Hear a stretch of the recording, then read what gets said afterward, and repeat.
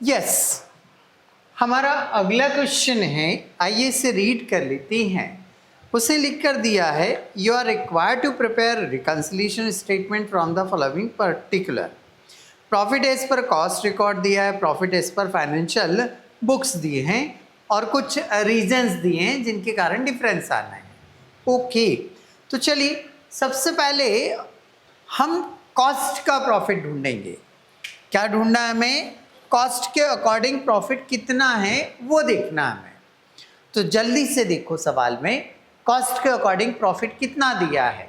बोले सर 90,400, तो ये लिख दिया हमने 90,400। बोले सर फाइनेंशियल का भी प्रॉफिट दिया है, वो तो हमारा आंसर है, वो यहाँ आएगा, वो हमारा आंसर है, वो यहाँ आएगा। तो जब आएगा उससे हम क्रॉस मैच कर लेंगे कि हमारा भी उतना आ रहा है या नहीं आ रहा है। तो फाइनेंशियल बुक के प्रॉफिट को अभी नहीं लिखना है। ओके, पहला transaction, works overhead under charged, works overhead under absorbed, under charged. जल्दी बताओ अंडर चार्ज्ड कहाँ आता है? बोले सर लेस में आता है, माइनस में आता है। तो इसका अमाउंट कहाँ लिखेंगे हम? माइनस में, 1620। अगला, administration overhead over recovered, over charged, और ओवर चार्ज्ड दिया हो तो ऐड में आता है। तो इसका अमाउंट कहाँ लिखेंगे हम? ऐड में लिखेंगे, 1310। Next, selling overhead recovered less, less का मतलब होता है कम, लेस का मतलब क्या होता है? कम, कम का मतलब अंडर चार्ज्ड, तो अंडर चार्ज है तो लेस में आएगा। ठीक है भाई, इसका अमाउंट है आपका 400, ये नोट कर दिया हमने। नेक्स्ट, डेप्रिसिएशन एक्सपेंसेस होता है ओवर चार्ज्ड है, डेप्रिसिएशन एक्सपेंसेस होता है ओवर चार्ज्ड है, और ओवर चार्ज ऐड में आता है। तो इसे कहाँ लिखेंगे हम? ऐड में लिखेंगे।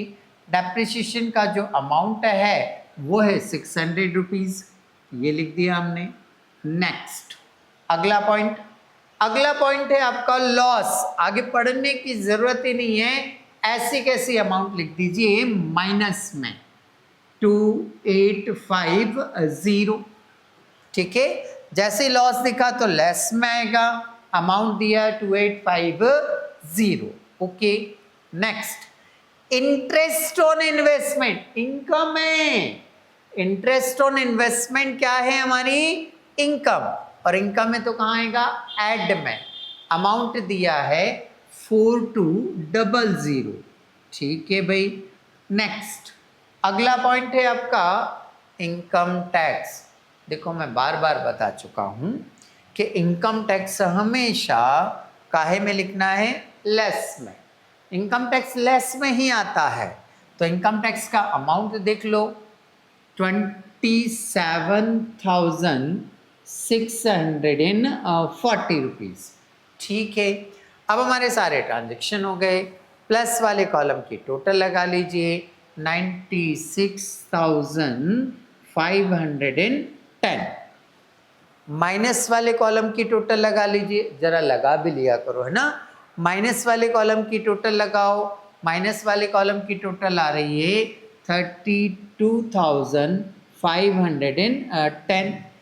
फिर क्या बोले थे हम? बड़ी टोटल के नीचे छोटे टोटल को लिखेंगे हम।